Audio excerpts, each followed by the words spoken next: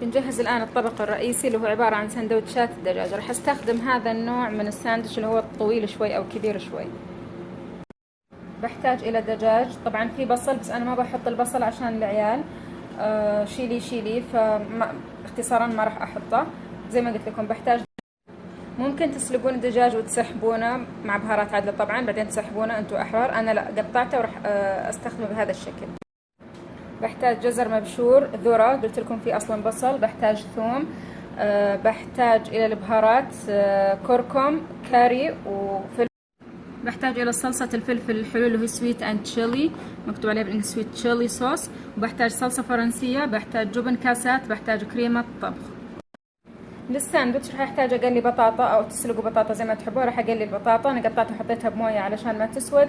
وبحتاج جبن موزاريلا، واللي يحب هالابينو تكون للساندوتش راح نحتاج نقلي بطاطا. طبعا حطيتها في مويه على اساس ما تسود. راح نحتاج نقلي بطاطا ونرشها بموزاريلا وهالابينو، اللي يحب الهالابينو.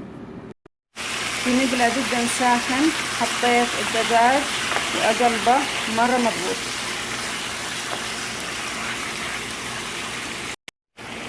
هنا حطيت الثوم واقلب مضبوط. طبعا زي ما قلت لكم لو في بصل تحطوا البصل. هنا اضفت الجزر والذرة واقلبهم.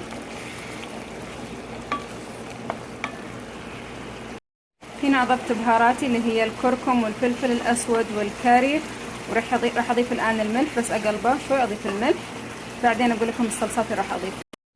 هنا اضفت جبن، واضفت ملعقتين جبن، و3 ملاعق صلصة فرنسية، ونص كاس كريمة خفق، وملعقتين كبار سويت اند تشيلي صوص اللي هو صلصة الفلفل الحلو. اخلطهم مع بعض.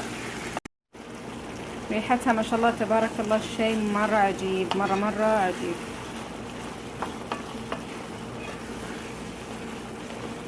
تكون جاهزة للحشو. هالأثناء راح أقلي البطاطا.